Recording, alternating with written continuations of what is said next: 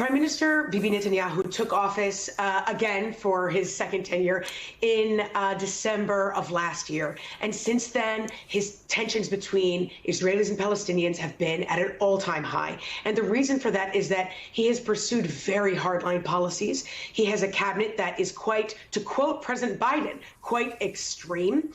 And the reason is that they pursued a number of tough and even provocative policies, things like expanding settlements further beyond what we've seen in the past. Numerous raids in the West Bank, where you've had numerous Palestinian civilians and militants dead. Of course, as you mentioned earlier, the raids at the Al-Aqsa Mosque and then policies around the Al-Aqsa Mosque. So these are step-by-step things that have been escalating. Now, you've had for years, by the way, years, especially around holidays when things get really tense, you've had violence bubble up, protests turn into violence, and then Hamas reacting with these types of missiles. So it's not something that we're not used to seeing. But this attack, the way it happened, the way it was such a surprise, how brutal it was when Hamas militants crossed into the southern border, has been especially unprecedented.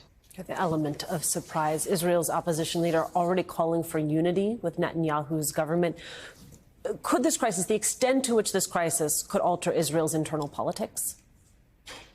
Well, the question here that you have is that, and I don't mean in any way, shape, or form to justify this type of violence at all. However, you have to question and ask yourself, given how high tensions had increased due to the policies led by the Netanyahu government, you have to question if those policies are ultimately able to keep Israeli citizens safe. Israelis themselves are not united behind Netanyahu. They don't all support his policies. And by the way, that goes the same for Palestinians. There are numerous Palestinians who don't support Hamas and their behavior either. And the fact is that, as you mentioned earlier, things were already shaky inside Israel because of efforts on the part of Bibi Netanyahu to overhaul the judicial system.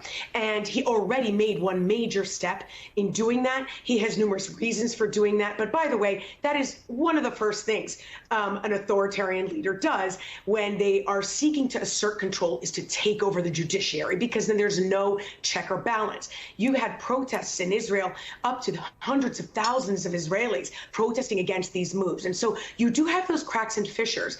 But I don't know, at a moment like this, I don't believe that those cracks and fissures are going to surface just yet.